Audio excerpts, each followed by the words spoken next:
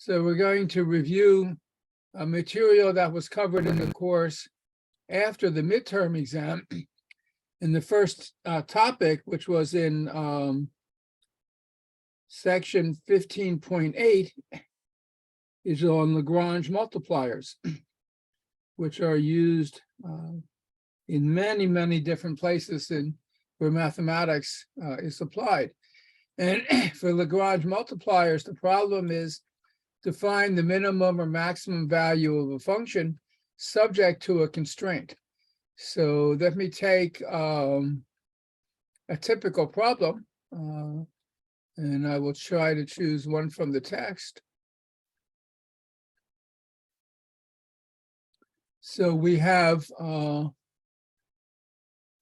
function, sometimes called the objective function, which is f of xy is x squared plus y squared plus 2. And of course, this function is unbounded. I mean, this is bounded below by 2, because x squared plus y squared is always greater than or equal to 0. And it's unbounded. If you take x and y large enough, this goes to infinity. But the question is, how do you find the minimum and maximum values of this function subject to a constraint? And the constraint is that, so find the absolute minimum and maximum of f of xy subject to the following constraint, which is we only allow x and y to lie on a certain ellipse, that is to satisfy the function x squared plus xy plus y squared minus 4 equals 0. So we can't look at all x and y, only all x and y that satisfy this condition. And subject to that condition, we want to find the absolute minimum and maximum. This condition corresponds to some sort of ellipse. This is the curve g of xy equals 0 in the plane, and we're only allowed to look at points xy that lie on the ellipse. And Lagrange multipliers say that such a minimum or maximum will satisfy the condition that the gradient of f is lambda times the gradient of g. So we want to find all x and y and lambda that satisfy this condition. And for those x and y, evaluate f of xy and find the min and the max. So if f of xy is this function, x squared plus y squared plus 2, the gradient of f is equal to 2x I 2yj. It's this vector. The gradient of f is partial of f with respect to x, that's the first coordinate, 2x. Partial of f with respect to y, that's the second coordinate, 2y. For the function g, the gradient of g, if you differentiate this with respect to x, you get 2x comma y, you get 2x plus y, 2x plus y. If you differentiate this with respect to y, you get x plus 2y. And this condition that the gradient of f is lambda times the gradient of g means that 2x, 2y, that vector, is lambda times the vector 2x plus y, x plus 2y, which is the same as lambda times 2x plus y, lambda times x plus 2y. So x and y satisfy these equations that 2x is equal to lambda times 2x plus y, and 2y is lambda times x plus 2y. And so we have to solve these equations one way or another.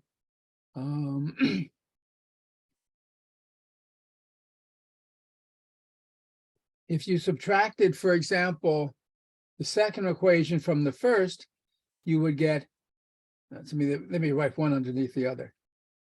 2y is lambda x plus 2y.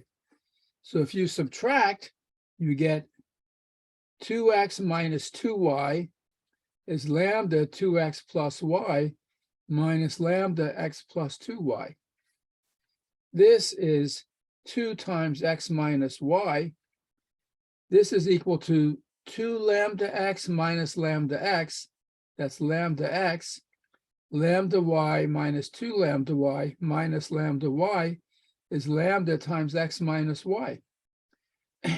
So this says that, so we have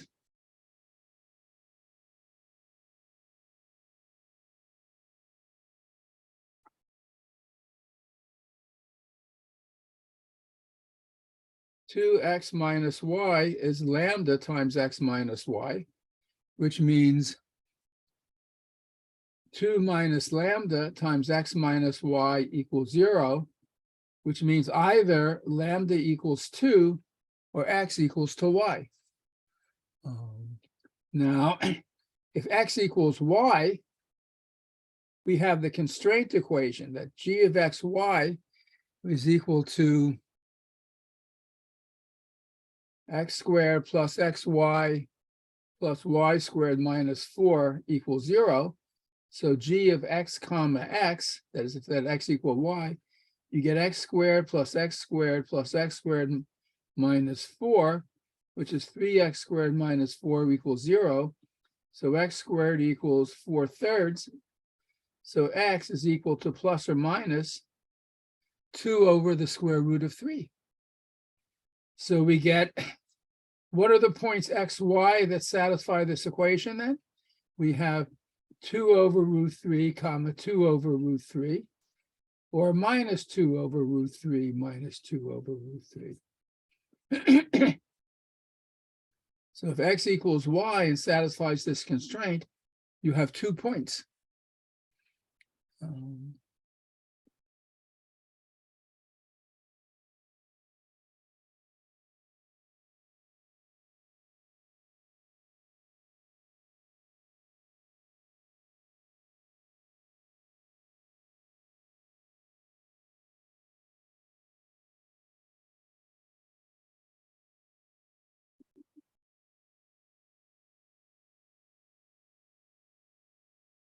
So in the case x equal y, we have these 2 points.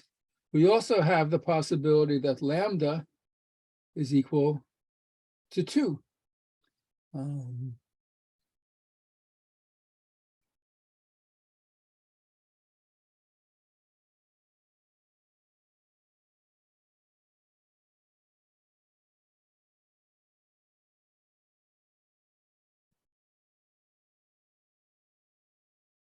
So let me just go back and check something.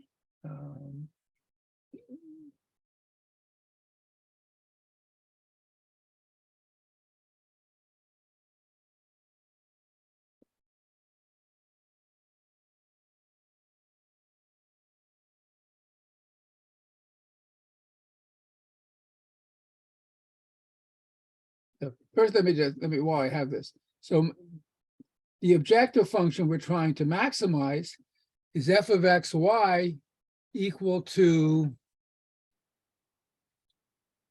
x squared plus y squared plus 2. So if we take f of 2 root 3, 2 root 3, plus or minus, x squared is equal to 4/3, y squared is equal to 4/3 plus 2, that's 8/3 plus 2, that's equal to 16 over 3. 14 over 3.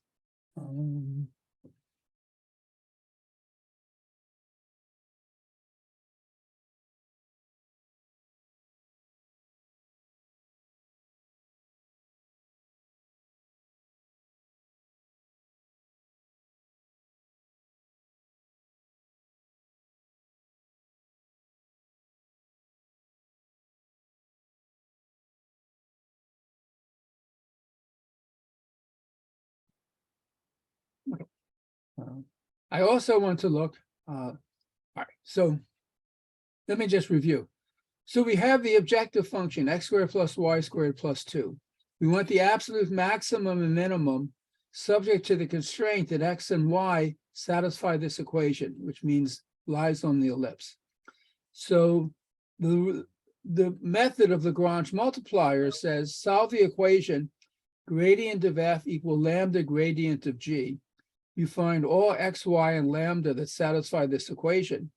Now, when we satisfy this equation, we said that either x equals y or lambda is equal to 2. If lambda is equal to 2, from this equation, 2x equals lambda times 2x plus y. So that says 2x equals lambda times 2x plus y. That's going to be equal to 4x plus 2y with lambda equal to 2, which says that minus 2x equals 2y, or x equals minus y. So we also have to consider the case when x is equal to minus y. And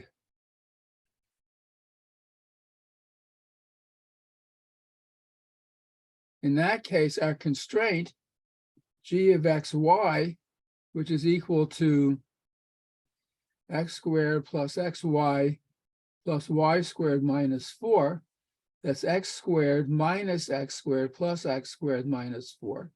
That's x squared minus 4 equals 0. So x equals plus or minus 2. So we get two additional points. If x is minus y, we get the points 2 minus 2 and minus 2, 2. And for those points, so when we had x equals y, x was plus or minus 2 over root 3. When x is minus y, x is plus or minus 2. In that case, f of x minus x is equal to, or f of 2 minus 2, this is 2 squared plus 2 squared plus 2 is equal to 10. So the points that satisfy the constraint equation give us values of 10 and 14 over 3. What is 14 over 3? 14 over 3 is 4 2/3, which is less than 10. So the absolute maximum of my function on the ellipse is 10, and the absolute minimum is 14 over 3. Right? So that is your basic problem with Lagrange multipliers. Okay. Any questions about this? I mean, this is, again, all of these are techniques that take some time to learn, but it's, one of the core topics in vector calculus. Okay, so that was the last part of chapter 15. That was not on the midterm, but is on the final. And then we have two additional chapters. We have chapter 16 on multiple integration.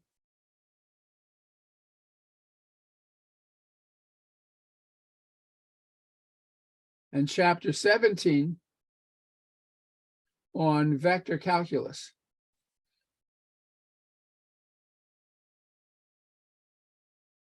And in the chapter on multiple integrals, we're really just learning how to do double and triple integrals.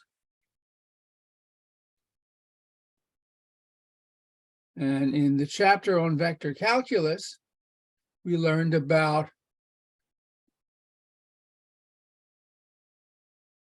line integrals, conservative vector fields, and Green's theorem.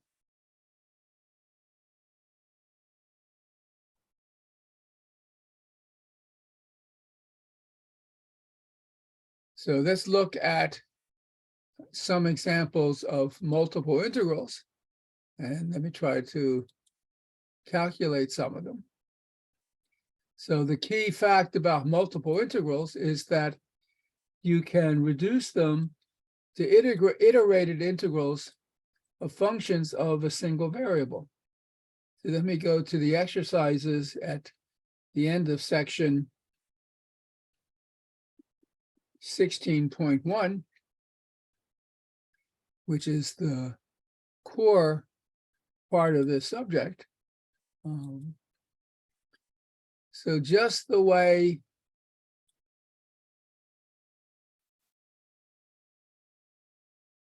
if you have a function of one variable, y equals f of x from a to b, let's say the function is non-negative, the integral from a to b, f of x dx, is equal to the area of this region.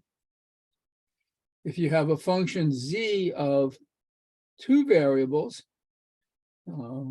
suppose this is defined for x between a and b, and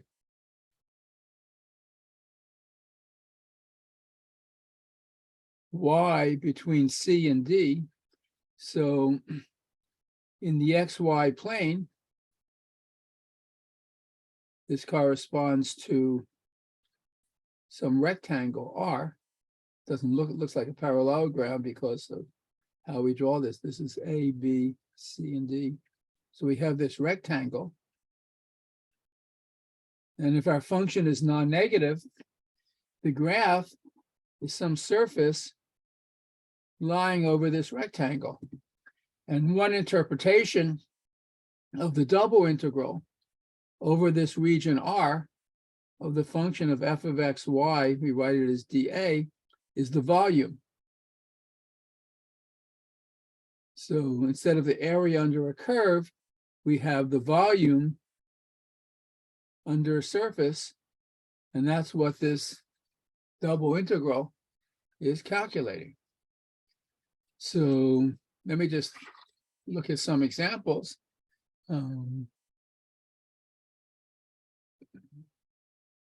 So this is on the text and on page 1015. Let's say I look at number 25. We have R is the rectangle, so all x, y, such that x is between 0 and 3, and y is between 1 and 4. If we were to plot this in the xy plane, this would just be a square. X goes from 1 to 3. Sorry, x goes from 0 to 3, and y goes from 1 to 4. So this is my region R, this square. And I have a function, x plus 2y, and I want to calculate the double integral over R of x plus 2y dA. And what is called Fubini's theorem tells us we can replace this by an iterated double integral. We can integrate x going from 0 to 3. And for each x from 0 to 3, we integrate with respect to y from 1 to 2. And the function we're integrating is x plus 2y. So how do we do this double integral? So this is like this integral, you integrate from the outside, inside going out. The integral from 1 to 2 of x plus 2y dy. If you integrate with respect to y, x is like a constant. So the integral, this is like x times the integral of 1 dy, that's x times y. The integral of 2y with respect to y is y squared. So we're evaluating this from 1 to 2. This is from y equals 1 to 2. So when y equals 2, you get 2y plus y squared, that's 4. And when y is equal to 1, sorry, this is when y is equal to 2, this is 2x plus 4. And when y is equal to 1, this is x plus 1. So this difference is x plus 3. That's what goes in here. So this becomes the integral from 0 to 3 of x plus 3 dx. Well, the integral of x plus 3 is x squared over 2 plus 3x, evaluated from 0 to 3. When x is 3, you get 9 halves plus 9. That's 27 halves. And when x is 0, you get 0. So we get 27 halves is the value of this integral. And it's important to know that you can integrate, when you take your iterated integral, you can integrate either first with respect to y and then with respect to x, or the other way around. So let's try and do it the other way around. So I have the double integral over this rectangle R of x plus 2y dA. If I integrate first with respect to y, y goes from 1 to 4. And then if I integrate with respect to x, x goes from 0 to 3, and I'm integrating x plus 2y. So first I do the inside integral, and then I do the outside integral. What is the integral from 0 to 3 of x plus 2y dx? The integral of x with respect to x is x squared over 2. Y is like a constant. The integral of 2y with respect to x is just 2xy. And I'm evaluating this from x going from 0 to 3. When x is equal to 3, this is 9 halves plus 6y. And when x is 0, this is 0. So this is what goes in here. This is the integral from 1 to 4 of 9 halves plus 6y dy. This is equal to 9 halves y plus 3y squared, evaluated from 1 to 4. So this is 9 halves times 4, that's 18, plus 3y squared. 3y squared, 4 times 4 is 16 times 3 is 48, minus this evaluated at 1, which is 9 halves plus 3. This doesn't look good. Something is wrong here somewhere. I'll worry about that in a second. So this is equal to, this looks like it's equal to 18 plus 48 is 66 minus 9 halves, that's 4.5, minus 7 minus a half. So that's equal to 59, that's equal to 58.5, which isn't good. So let me double check and see what I did wrong here. So I'm integrating over the rectangle. X goes from 0 to 3, y goes from 1 to 4. And I'm integrating x plus 2y. So if I integrate first with respect to y, I wrote a 2 here. This should have been a 4. That's a mistake. So this that's right. So this is the integral from 1 to 4. That's a 4. So this becomes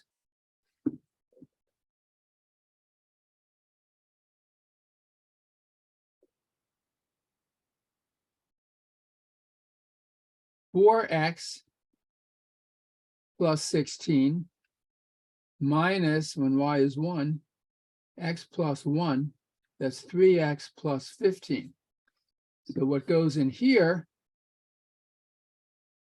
is 3x plus 15. So that's x squared over 2 plus, that's 3x squared over 2 plus 15x from 0 to 3. So that is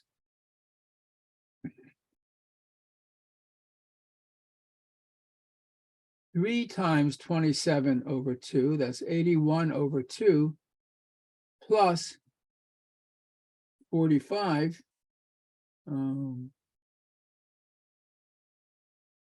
Sorry, 3 times 27 over 2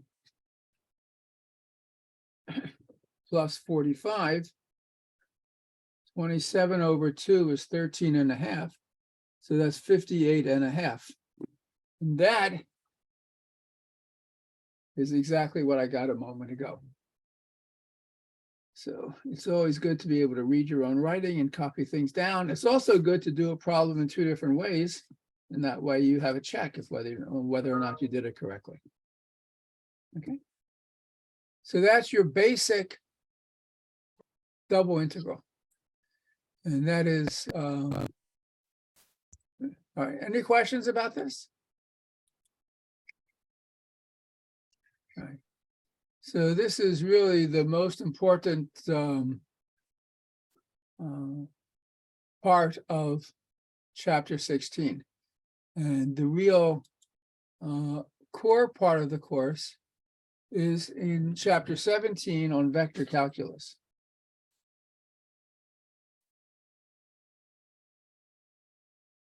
So let's go to chapter 17. And we want to know about vector fields, line integrals, and so forth. So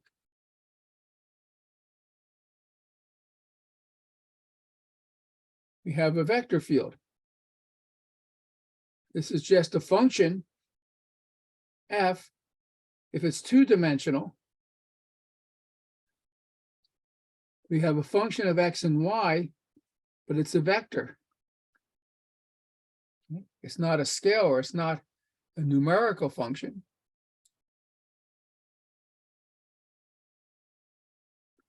It's a vector function.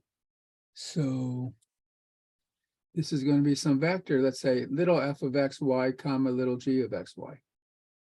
And you can think of it like this. Here's some region of the plane where your vector field is defined. And at every point xy, we assign a vector.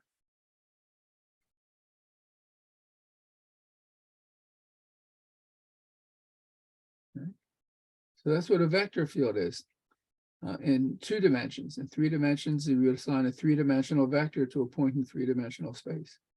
But you can picture a vector field like this. At every point in your region, you have a vector, an arrow, pointing out, pointing out.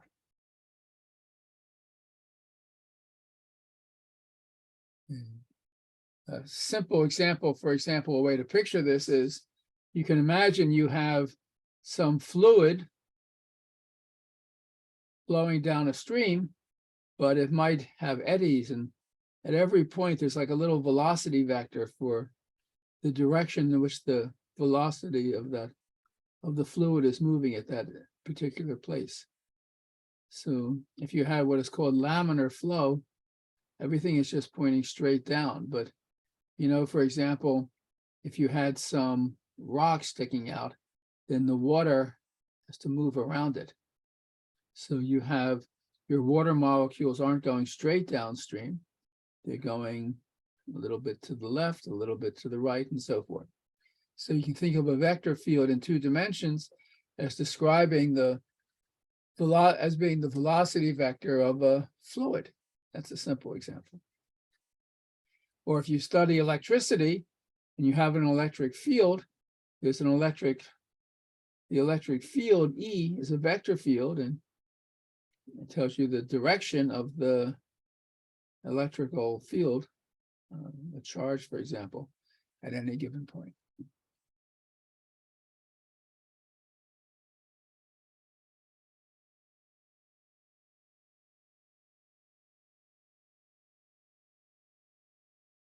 Now,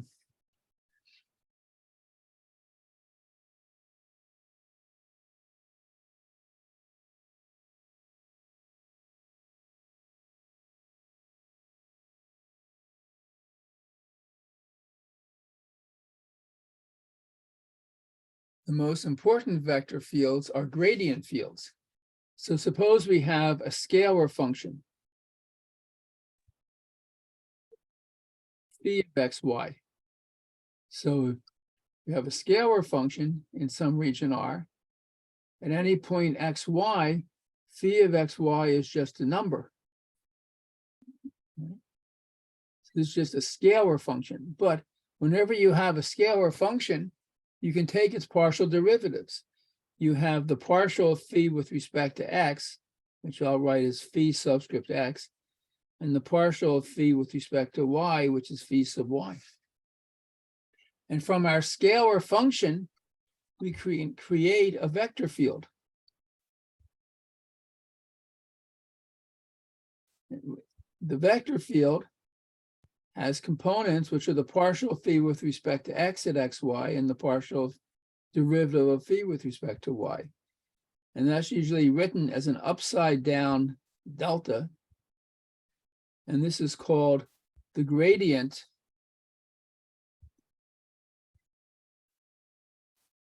of phi.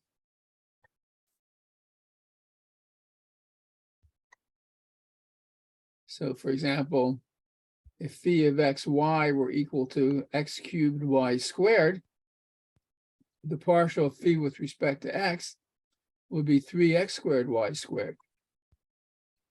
The partial of phi with respect to y is 2x cubed y. And so the gradient vector field, the gradient of phi, would have this and this as its x and y components, first and second components. 3x squared y squared, 2x cubed y. And so that's the gradient of this vector field.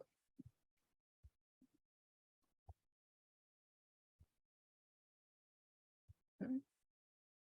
Any questions about that? So Professor, for this problem, you just have to get the derivatives or like those basic parts and then make it into a gradient for this problem. Yes. And Yeah. that's it. We don't have to solve or anything like that. Well, it's not even a problem. It's just almost, this is really just a definition of what is Oh. the gradient of a scalar function.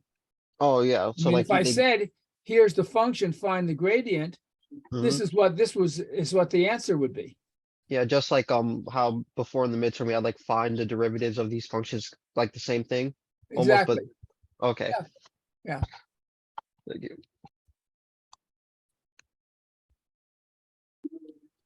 Okay, then let's see, what else can we say here?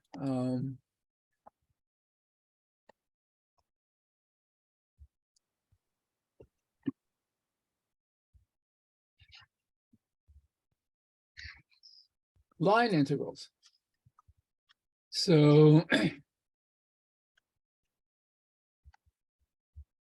so here we have in the plane some region R. And in that region, let's say we have a curve. So we have some curve C. So it's given by R of t. I'm just going to doing everything in 2 dimensions. So this is a vector valued function of t. For every, if you want to think of t as time, at every time t, this gives you a point in the plane with the coordinates x of t and y of t. And suppose t runs from A to B. So we can think of this as time, where this tells you the position of a particle in the plane. At time t equal a, let's say you're at this point. And as t increases from A to B, your particle is moving, and this curve is describing the trajectory of the particle. And at time b, you end up over here. Right? So this is a simple curve. Now, simple means it doesn't intersect. You can have a more complicated curve. You can have a curve that looks like that. You know, it crosses itself. That's okay. Or you can have a curve which is closed. That means it goes off, but it ends exactly where it started. So this is a simple path or a simple curve, no intersection. Here we have an intersection. Here we have what's called a closed curve, because the curve starts and stops at the same point. So you have a particle moving in the plane, and it comes back, it ends exactly where it started. And in fact, this is a simple closed curve, because this doesn't intersect. You could also have a curve that looks like this.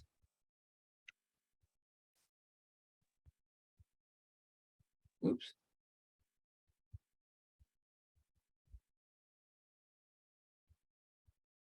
You start here, come around, but you see here, there's a point where it crosses itself. It's perfectly legitimate. There's nothing wrong with that curve, but it does intersect itself. So this is not what is called a simple curve. And because in fact, the simplest curves are curves that don't cross. So in the beginning, this is what we like a lot. So we have a curve in the plane, and let's say we have a scalar function phi of xy. So at every point along the curve, we have this scalar function, and we have the notion of the line integral along this curve of the function phi ds. This is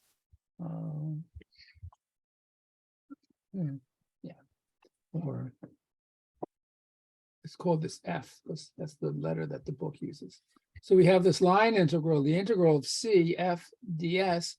This means what? Well, the definition in terms of actually how you calculate this is if the curve is given by a function r of t, where x and y are the coordinates of your point r of t, this is f of x of t, y of t, right? So again, here's my picture. This is my curve C, and r of t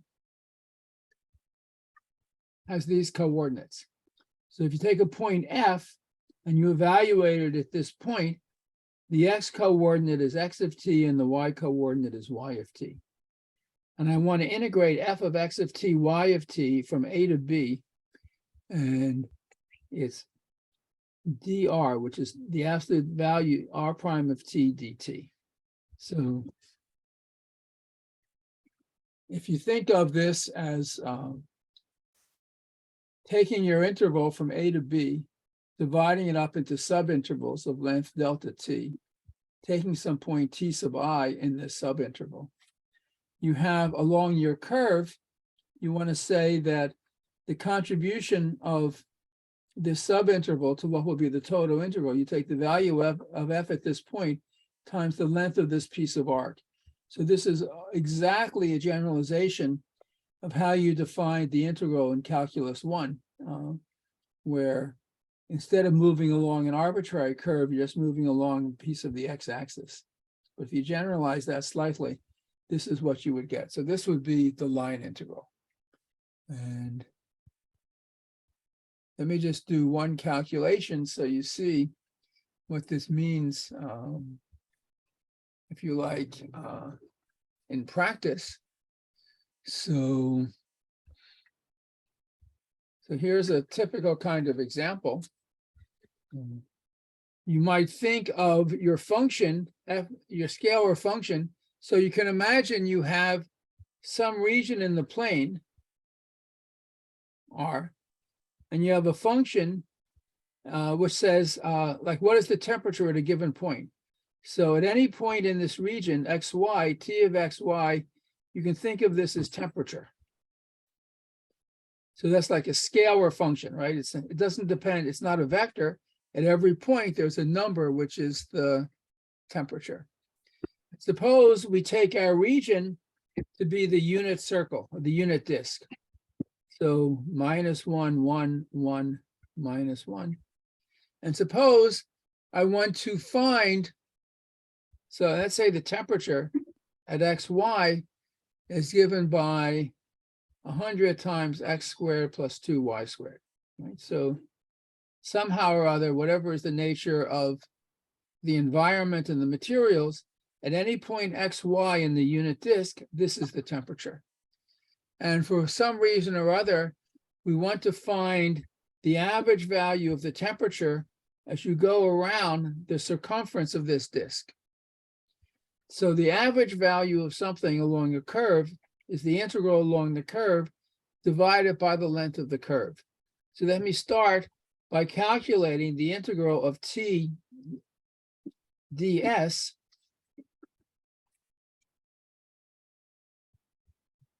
along the curve C. What is the curve C? I just need to parameterize somehow this unit circle. So one simple way of doing that is R of t is cosine t comma sine t for t between 0 and 2 pi. So when t is 0, you're at 1, 0. And as t goes from 0 to 2 pi, you're just moving in a counterclockwise direction around the circle. So this is my curve, and I want to integrate the temperature around the curve. So this is R of t. R prime of t, you differentiate component-wise, minus sine t cosine t. The absolute value of R prime of t, this is the square root of minus sine t squared plus cosine t squared. But sine squared plus cosine squared is 1, and the square root of 1 is 1. So this is equal to what? This is the integral from 0 to 2 pi t of x of t comma y of t. This is just the definition of the line integral of a scalar function, r prime of t dt. This is the integral from 0 to 2 pi. T is what? It's 100 x squared plus y squared. The length of this r prime of t is 1 dt, because I have to write x and y in terms of t. Well, x is cosine t, so this is cosine squared t, and y is sine squared t. There should be a 2 here. So this is cosine squared plus 2 sine squared t dt, evaluated from 0 to 2 pi. Of course, then you have to know how to do the integral. This is 100, the integral from 0 to 2 pi. If I write this as cosine squared plus sine squared plus sine squared, because 1 plus 1 is 2, and cosine squared plus sine squared is 1, this is 1 plus sine squared t dt. So I have to know how to do this integral. So this is 100 times the integral of 1 dt from 0 to 2 pi, plus 100 times the integral of sine squared t dt from 0 to 2 pi. The integral of 1 is 1. This is 2 pi times 100, 200 pi, plus 100 times the integral of sine squared t from 0 to 2 pi. Now, you do need to know calculus, right? You have to be able to figure out what is the integral of sine squared t dt. So one way to do that is to remember the double angle formula. The cosine of 2t is cosine squared t minus sine squared t. Cosine is 1 minus sine squared t minus sine squared t. So that's 1 minus 2 sine squared t. So 2 sine squared t is 1 minus the cosine of 2t, or sine squared t is 1 minus the cosine of 2t times a half. And this is easy to integrate. So this is the integral of 1 minus cosine of 2t times a half dt from 0 to 2 pi.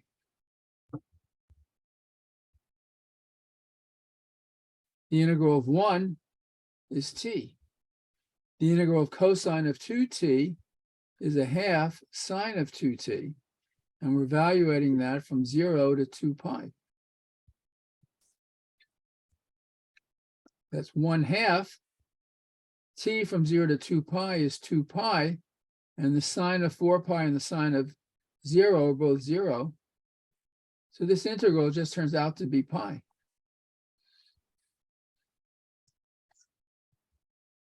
So if we come back to our original problem, we want to calculate this integral. It's this integral, which is this plus this. And this we just saw was pi, and 200 pi plus 100 pi, we get 300 pi. So that's the integral of this temperature around the circle. The length of the circle is 2 pi. So if you divide by 2 pi, you get 150, and that's the average temperature around the circle. But I mean, the point of this is just to see how in practice you compute the line integral of a scalar function. Now, what is much more important in vector calculus is to define and be able to compute the line integral of a vector field. So suppose we have some region R in the plane, and in that region we have a curve C. So C is given by some vector valued function R of t from A to B. And so this is my curve. And sitting in this vector, in this region, defined in this region, so here we have a curve, and we have a vector field, f of xy. So, and we want to, there is the notion of the line integral of a vector field f along a curve R. And we write an integral along the curve of f dot dr. That's just a notation. So let's understand what this means. We know how to integrate a scalar field. And if you're going along a curve, so here's my curve. Here's R at A, and it ends up over here at time B. And here we have R of t. And at this point R of t, there is a tangent vector, R prime of t. And if it's not 0, it has a length. So if we take this vector and divide by its length, we get a vector of length 1. It's called the unit tangent vector. So we have the unit tangent vector,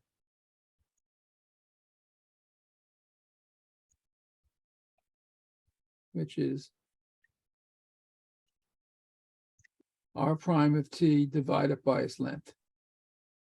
So it's in the same direction as the derivative, but has length 1. And I have my vector field f. And what I'm interested in is the component of f in the direction of this tangent vector. And this component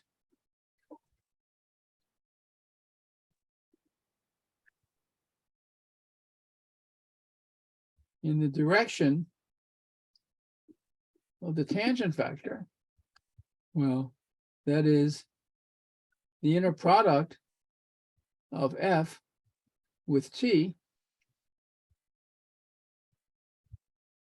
That's exactly what it is.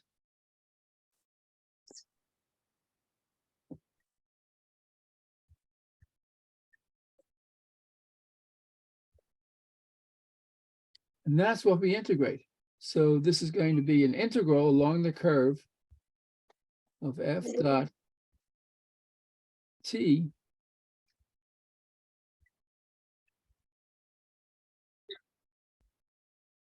ds. Now this is a scalar.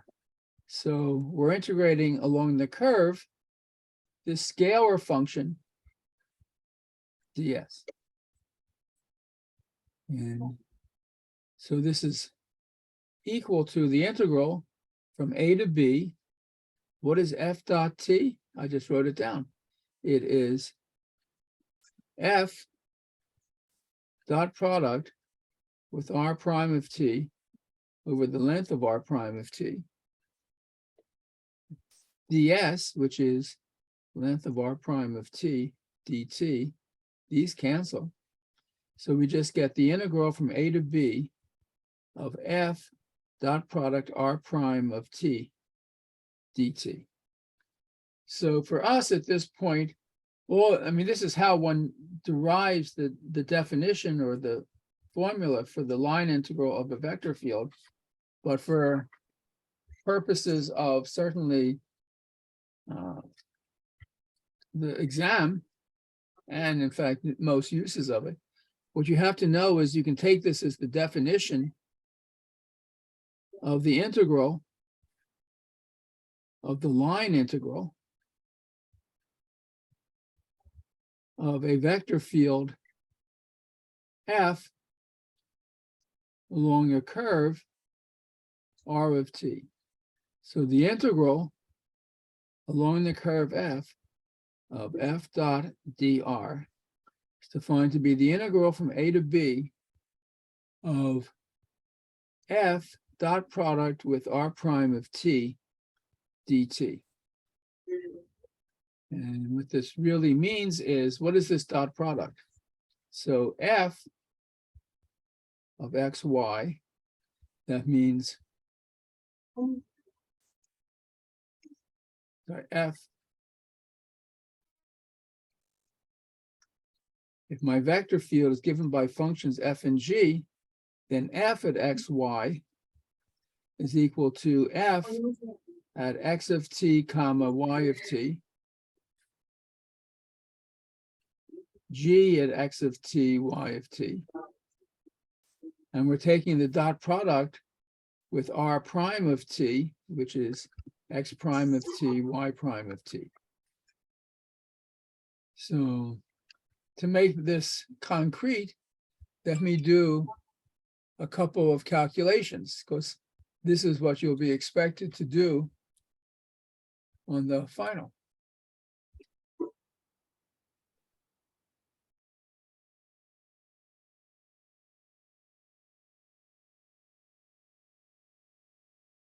So let's look for a nice example.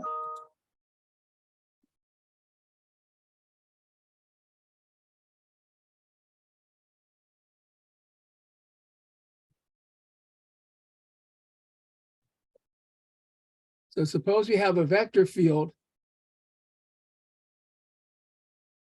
F, which is equal to y minus x comma x. So if we think of this as fg, these are the coordinate functions. F of x, y is y minus x, and g of x, y is just equal to x. And as our path, suppose we take a path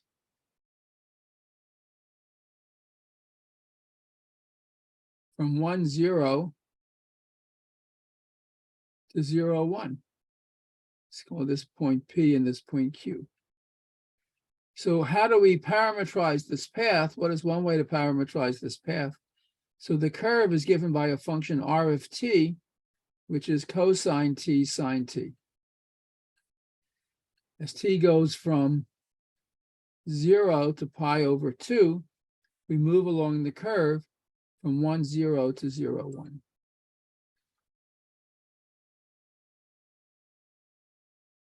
R prime of t is, again, minus sine t comma cosine t.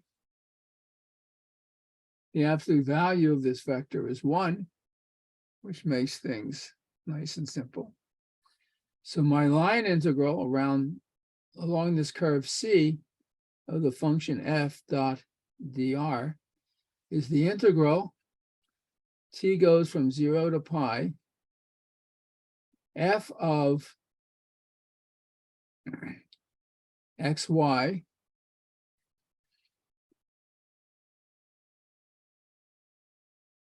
dot product with r prime of t dt.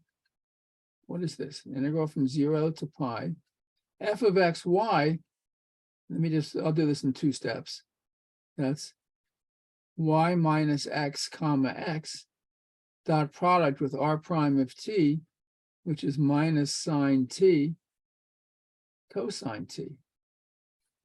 But y is equal to cosine and x is equal to cosine and y is equal to sine. This is the integral from 0 to pi sine t minus cosine t, comma, cosine t, that vector, dot product with the vector minus sine t cosine t dt. When I take the dot product, it's this times this. It's minus sine t minus cosine t, plus this times this, plus cosine t times cosine t dt. So that's the integral from 0 to pi minus sine squared t plus sine t cosine t plus cosine squared t dt. And this is now just a problem in Calc 1 to do this integral. So that's really what we need to know about this. All right.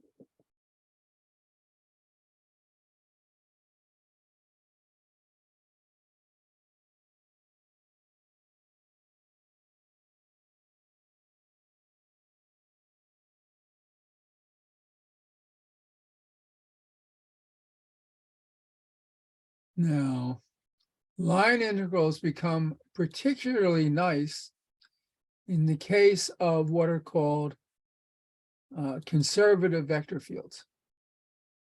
So we saw that some vector fields, we saw that if you have a scalar function, you can compute its gradient, and the gradient is a vector field. But not every vector field is a gradient. So this is the important terminology you need to know. So a vector field F is called conservative if there exists a scalar field phi such that the vector field F is the gradient of phi. And in that case, phi is called a potential function.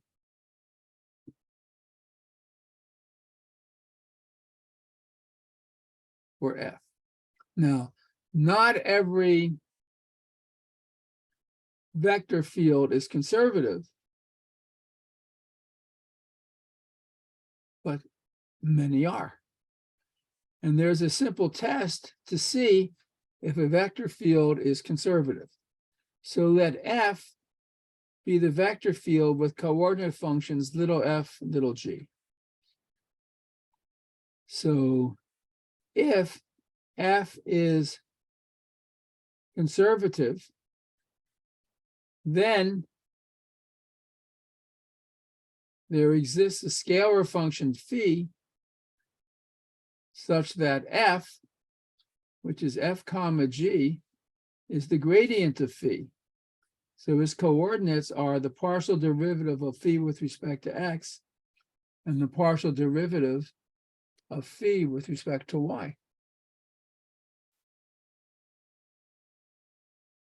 So F is the partial of phi with respect to x, and g is the partial of phi with respect to y. Now, if I take the partial of f with respect to y, that's the partial with respect to y of phi x. That means the partial with respect to x of phi. And the partial of g, the partial derivative of g with respect to x, is the partial derivative with respect to x of the partial of phi with respect to y. But if these partial derivatives are continuous, so this is the second partial derivative of phi with respect to x and y. This is the second partial derivative of phi with respect to y and x. But they're equal. The order in which you take partial derivatives doesn't matter if your functions are continuous. So we have one necessary condition for a vector field to be conservative. A vector field F given by functions f and g is conservative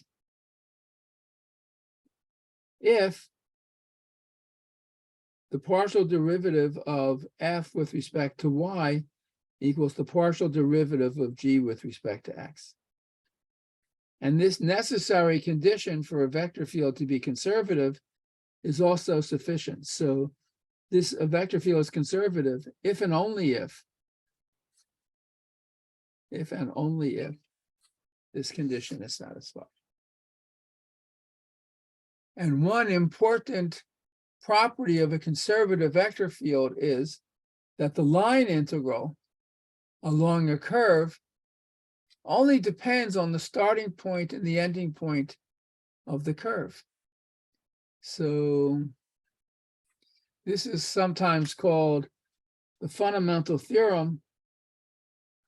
It's a sort of a generalization, actually, the fundamental theorem of calculus. This is the fundamental theorem for line integrals. It says that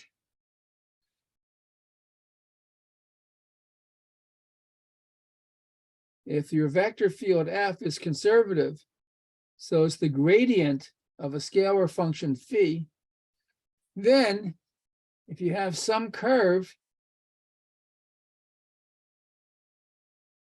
from A to B, that's my curve, C, the line integral along C of f dr, that line integral, doesn't depend on the curve at all. It only depends on the endpoints. It's the value of phi at the endpoint B minus the value of phi at the endpoint A. So this is a truly important theorem in calculus with many applications in physics, for example.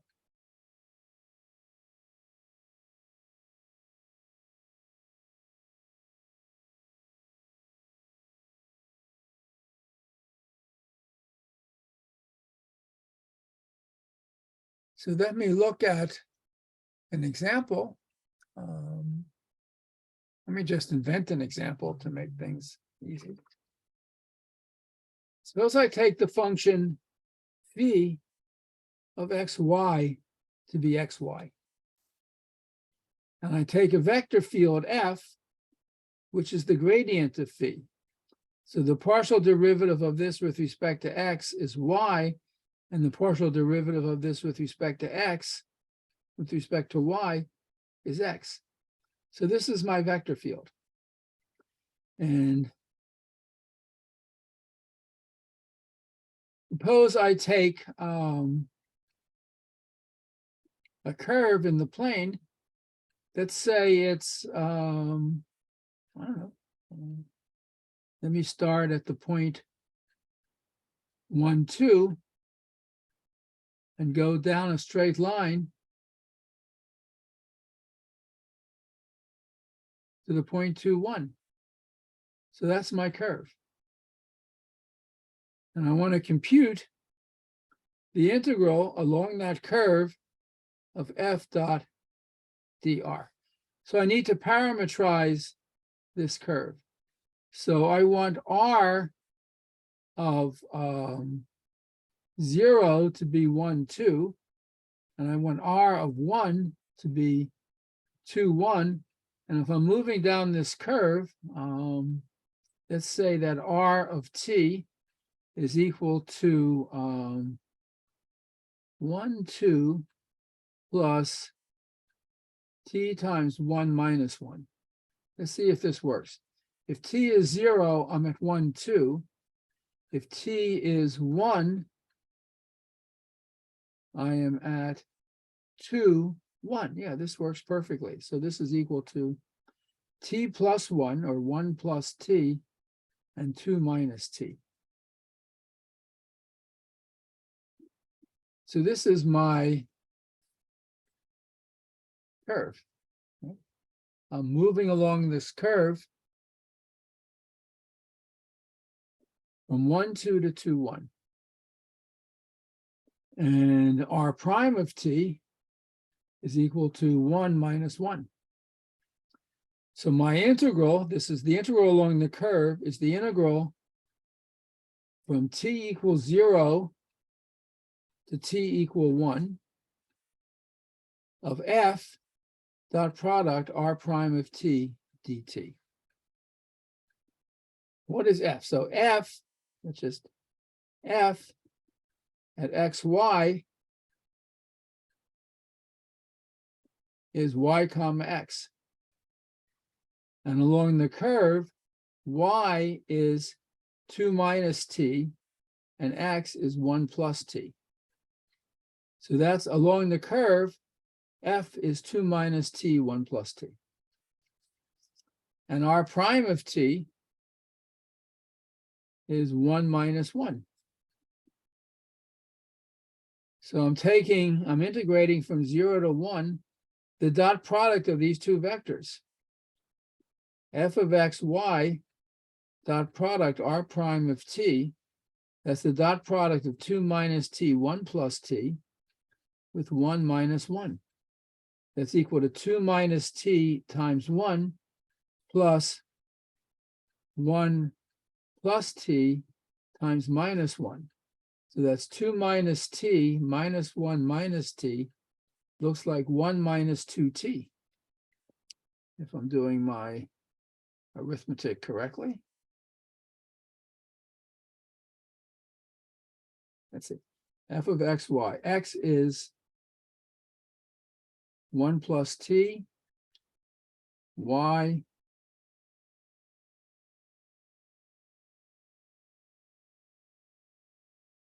is 2 minus t.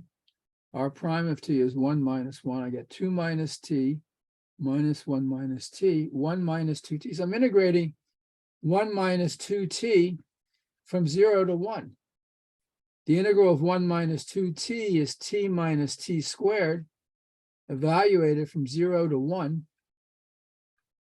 That's equal to 0. Huh. I got 0. That's interesting. So I'm going from 1, 2 to 2, 1. This is A and this is B. So phi of B minus phi of A is phi at 2, 1 minus phi of 1, 2. But phi of xy is just xy. This is 2 times 1 minus 1 times 2. I get 0. So this actually checks. That's what it is. Yeah, seems to work out.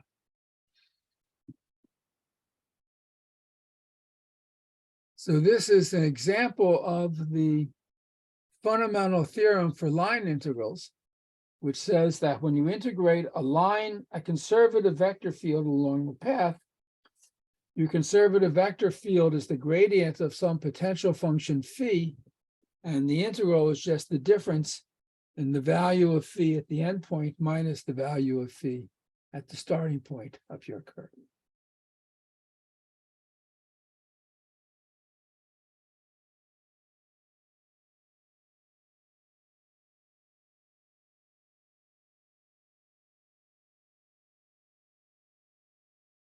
And the very last thing we talked about is Green's theorem. It has many forms, but we're only looking at just the very first form of Green's theorem, which relates an integral around a closed curve to an integral of a function over a region in the plane. So what is called the circulation form, or for us, the first form of Green's theorem, says the following. Let me just use the same notation that the book likes to use. So here's our picture. We have a simple closed curve, C, given by some function R of t, where t goes from A to B. And we have a vector field F, not necessarily conservative. So along this curve, we can take the line integral. And when we have, so it's the line integral of F dot dr. And sometimes, just to emphasize the fact that this line integral is around a curve which is closed, we write a little circle there because it's like you come back where you start. And Green's theorem says that if you have a simple closed curve like this, that you go around counterclockwise, it's very important what direction you go around in. And if the vector field F has coordinate functions f and g with continuous partial derivatives, then this line integral around the curve is the double integral over the region of the partial of g with respect to x minus the partial of f with respect to y. So this is a truly miraculous formula that relates the circulation, the line integral around a region, to this double integral of a scalar function over the region. That for us is the one form of Green's theorem that we're going to have to know. And let's do one example of that. Let me just go to the homework problems at the end of this section and maybe pick one out.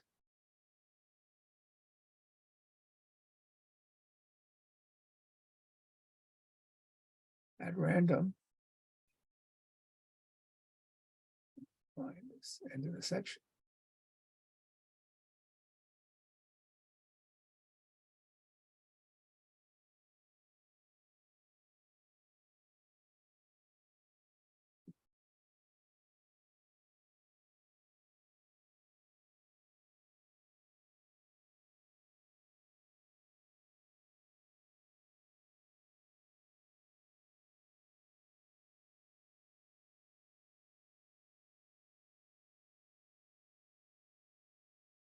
Okay.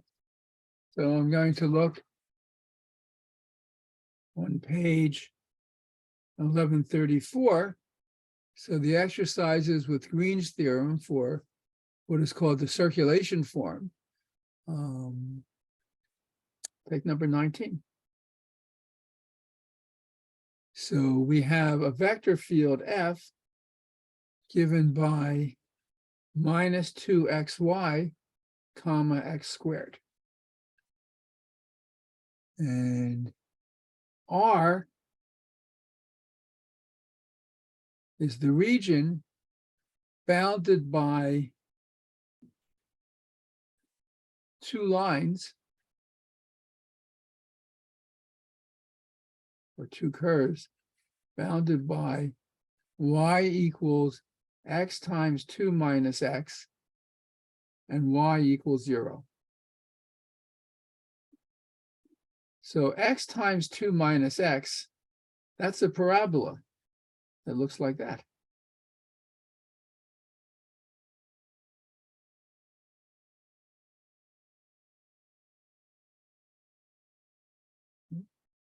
Because when x is 0, you get 0. When x is 2, you get 0. And this is 2x minus x squared, a parabola opening down, and y equals 0. So this is my region R. So what is the double integral over the region R of, what do I have to take? Partial of g with respect to x minus the partial of f with respect to y.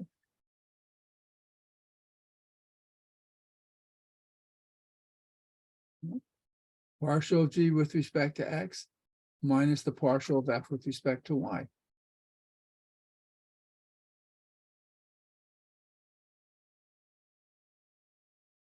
Well, for this function, this is my function f and this is my function g. If I differentiate g with respect to x, derivative of x squared with respect to x is 2x.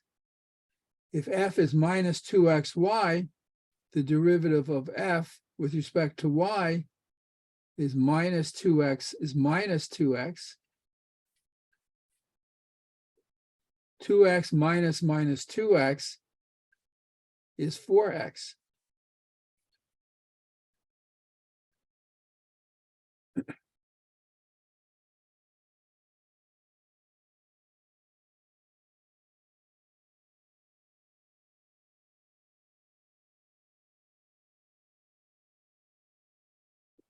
So I have to integrate 4x over this region. Let's see, how can we do that? I can take the 4 outside. I can integrate with respect to x. X goes from 0 to 2. And for each x from 0 to 2, y goes from 0 to x times 2 minus x. And what I'm integrating is x. Now, the integral of x with respect to y is xy. X is like a constant, so you're like integrating. So this is like integrating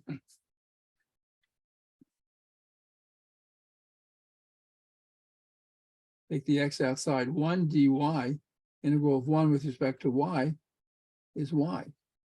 And I'm integrating from 0, from y going from 0 to x times 2 minus x. So it's this integrated from y equals 0 to y equals x times 2 minus x. So this is x times 2 minus x minus 0. So that's x squared times 2 minus x, or 2x squared minus x cubed. So that's what this inside integral is. So this is 4 times the integral from 0 to 2 of 2x squared minus x cubed dx. So this is 4. The integral of 2x squared is 2/3 x cubed. The integral of x cubed is 1/4 x to the 4th, evaluated from 0 to 2. So this is 4 times, when x is 2, I have 8 times 2, 16 over 3, minus 16 over 4. What is that? So that's 4 times 16, 64 times 1/3 minus 1/4. 1/3 minus 1/4 is minus 1/12. So that looks like minus 16 over 3. So if I did my calculation correctly, the double integral over the region R is minus 16 over 3. And what is, so here's my vector field, F equals minus 2xy comma x squared over this region. I want to go around this region counterclockwise. That looks like that.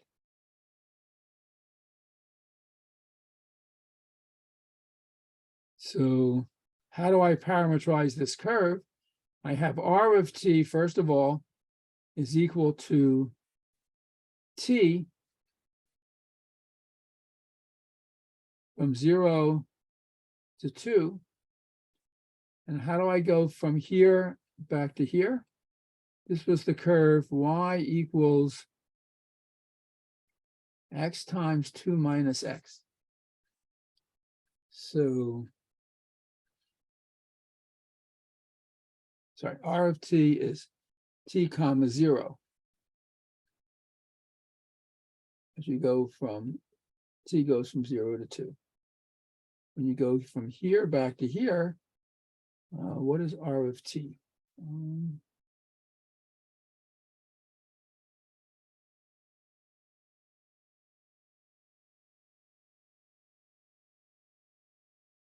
If I went in this direction,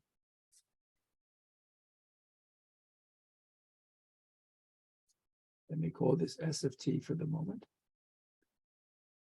S of t for any different point t, t and y would be t times 2 minus t.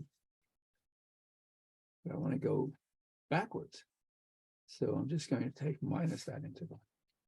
So the integral along this closed curve going like this and like this, f dot dr is going to have two pieces. It's going to be the integral along this piece, f dot dr, call this curve C1, and I'll call this curve C2, minus the integral C2 f dot dr. So for this, r prime of t is 1. This is 1 comma 0. So this is the integral from 0 to 2 minus 2xy comma x squared dot product with r prime of t. If r of t is t0, the derivative is 1, 0 dt. So that's the integral from 0 to 2 of minus 2 xy dt. But x is t and y is 0. So that's just 0. Plus, along this curve,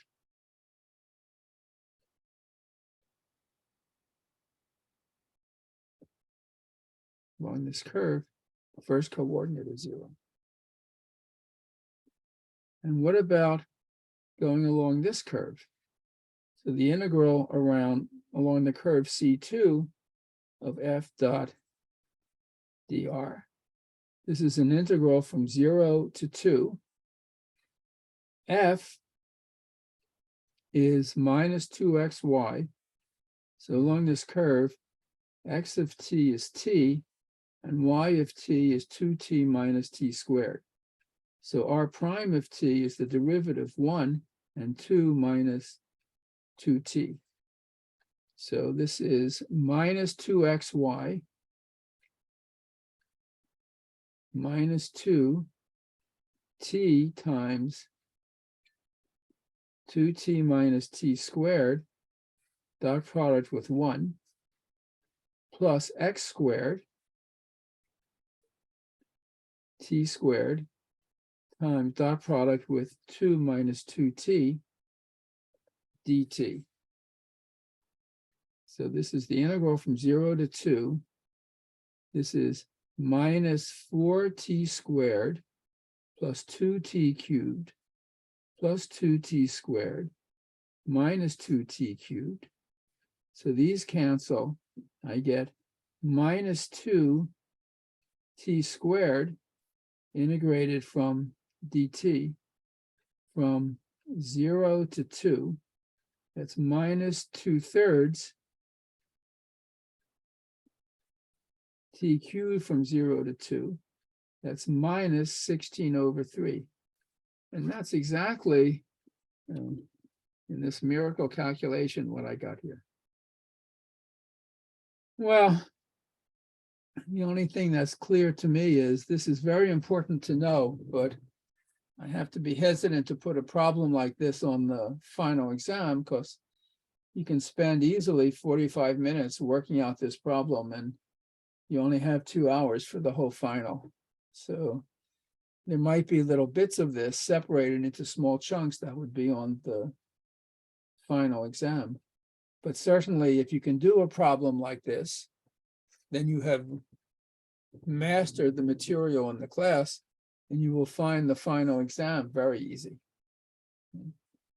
So on the sports coaching principle that you want to make the practices harder than the match, it's really good if you can learn how to do a problem like this. Any questions before we stop for the morning? I will put together a set of problems as a review sheet and I'll mail it out tonight. And then I'll go over it next Monday and answer questions about anything in the course as well. Okay. Okay. That's it for today then. Actually, I do have a question, Professor. Go ahead. The final is gonna be on my lab or is gonna be in person. No, it's in person, on campus. Exactly, I mean, I posted it's in the same room, Gillette 221. And I posted this on Blackboard, I believe. I'll make sure it's there. But it's an in-person final exam. It's not on my lab. It's at the same time, 11. It's on, I believe it's Wednesday, the 21st of December, from 11 o'clock to 1 o'clock.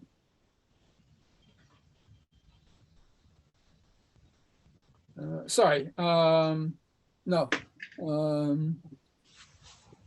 Sorry, it's Monday, it's Monday the 19th. And I just need to, it's exactly what's on the final exam schedule for Lehman College. It's either 11 to 1 or 11:30 to 1:30. I will double check that and make sure I send out another announcement. But it's definitely on Monday, December 19th.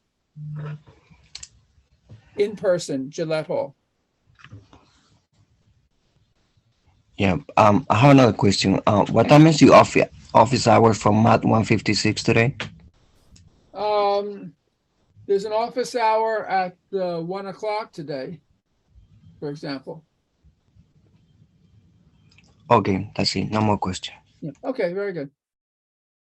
All right. Okay, all. See you on Monday.